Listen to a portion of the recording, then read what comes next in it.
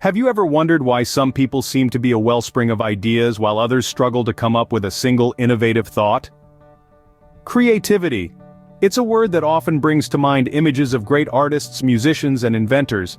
It's something we admire, crave, and yet, it often feels elusive, as if reserved for a chosen few. But here's the truth.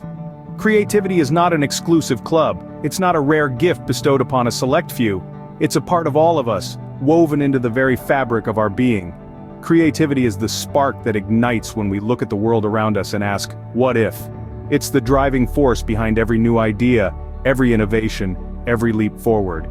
It's a fundamental part of our daily lives, shaping everything from the way we solve problems to how we express ourselves. Yet, why does it seem so hard to access at times? Why does it feel like a well that runs dry? The answer lies in our understanding of what creativity truly is. It's not a talent, it's a skill, and like any skill, it can be developed, honed, and perfected. At the heart of creativity lies curiosity. It's the desire to explore, to discover, to challenge what we know. It's about asking questions and seeking answers. It's about venturing into the unknown and finding new paths. Then there's exposure. Just as a diamond is shaped by the pressures and temperatures it experiences, our creativity is shaped by our experiences and the viewpoints we're exposed to.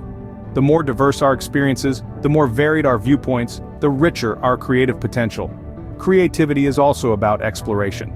It's about stepping outside of our comfort zones and daring to see things from a different perspective. It's about embracing ambiguity and reveling in the uncertainty of the creative process. So, if you've ever felt like creativity is out of your reach, remember this: creativity is not an exclusive club. It's a muscle we all have and can flex with the right techniques. Behind every great idea lies a process, often invisible to the naked eye. But what does this process look like? Let's delve into the labyrinth of creativity to unravel its mysteries. The creative process, as diverse and unique as the individuals who undertake it, can be broadly broken down into stages, from ideation to execution. First, there's the ideation phase, where every stroke of creativity starts. It's the birthplace of ideas, the light bulb moment. It's when the seed of an idea is planted in the fertile ground of your mind, often sparked by a problem to solve, a question to answer, or an emotion to express. This stage is all about freedom, exploration, and allowing your mind to wander into uncharted territories. Next comes the incubation period. Here, consciously or unconsciously, your mind starts to nurture the idea, letting it simmer in the back burner of your thoughts. It's a time of rest, introspection, and often a bit of procrastination. But don't be fooled by the apparent inactivity.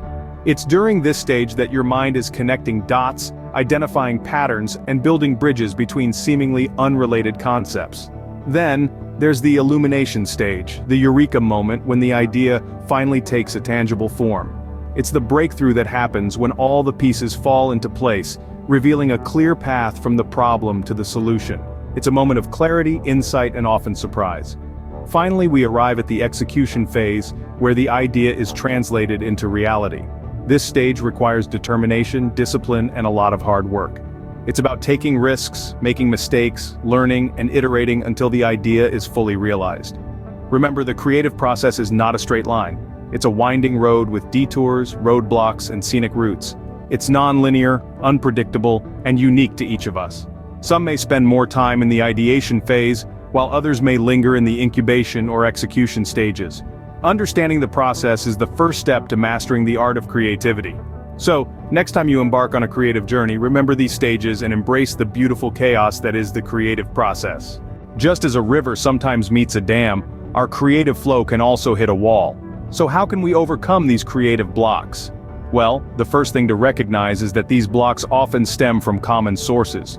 Fear of failure, for instance, can paralyze our creative instincts, making us too cautious to take the risks that often lead to breakthroughs. Then there's perfectionism, the relentless quest for flawlessness that can stifle creativity by making us overly critical of our own ideas. And of course, there's the simple lack of inspiration. Those days when the well just seems to run dry. But here's the good news. These blocks are not insurmountable. There are practical exercises and habits that can help us overcome them. Brainstorming techniques, for example, can be incredibly effective. By generating a multitude of ideas, we can bypass our fear of failure and perfectionism, allowing our creativity to flow freely. Mind mapping too can be a powerful tool. By visually organizing our thoughts, we can uncover connections and patterns that might otherwise remain hidden. It's a way of stepping back and seeing the bigger picture, which can often spark new ideas. And then there's lateral thinking, the practice of looking at problems from different angles. This can help us break free from conventional ways of thinking, opening up new avenues for creativity. Creativity is not about waiting for inspiration to strike. It's about finding ways to invite it in. Now that we've explored the landscape of creativity and its obstacles, how can we enhance our own creative abilities? Let's dive into a few techniques that can stimulate fresh ideas and bolster your innovative spirit. First, consider broadening your horizons by exposing yourself to different experiences and viewpoints. This could mean picking up a book on a topic you know little about, or conversing with people from diverse backgrounds. These new perspectives can offer a fresh lens through which to view the world, sparking innovative ideas and solutions. Next, nurture your curiosity. Curiosity is the driving force behind creativity. It pushes us to ask questions, seek answers, and explore the unknown. Embrace the questions that pop into your mind and don't be afraid to follow the rabbit hole of your curiosity. Remember, every discovery begins with a question. Finally, embrace failure. This might sound counterintuitive, but failure is a vital part of the creative process.